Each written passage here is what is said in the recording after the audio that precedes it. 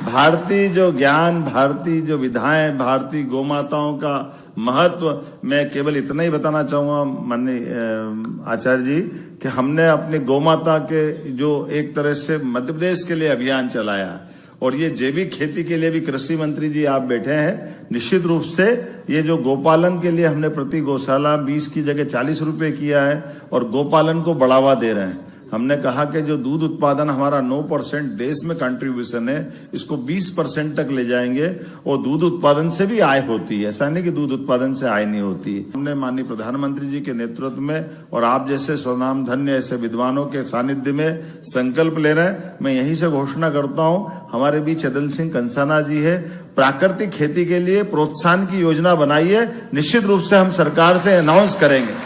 मैंने आपको आग्रहपूर्वक इसीलिए बुलवाया था कि अदल सिंह कंसाना जी मूल तक खुद किसान आदमी है और खेतीबाड़ी और इस सब चीजों बहुत अच्छे से उनके रुचि से करते हैं। और मैं मान के चलता हूं, जब ये पूरे समय जब भी कोई बैठेगा, विद्वान भी बैठे, लेकिन ऐसी सभा में अगर कृषि मंत्री भी बैठते हैं तो वो अपनी चीजों को समझाने समझने के लिए, और आप जैसे विद्वान के आने के बाद जब आपने प्रैक्टिकल करके दोनों चीज बताई कि आपकी स्वयं की खेती भी केमिकल की थी और आपने जो लाभ लिया और जिस ढंग से ये एक अभियान चला है, निश्चित रूप से मध्य प्रदेश में तो बहुत अच्छी संभावना है, क्योंकि बड़े पैमाने पे भी प्राकृतिक खेती पूरे देश में कहीं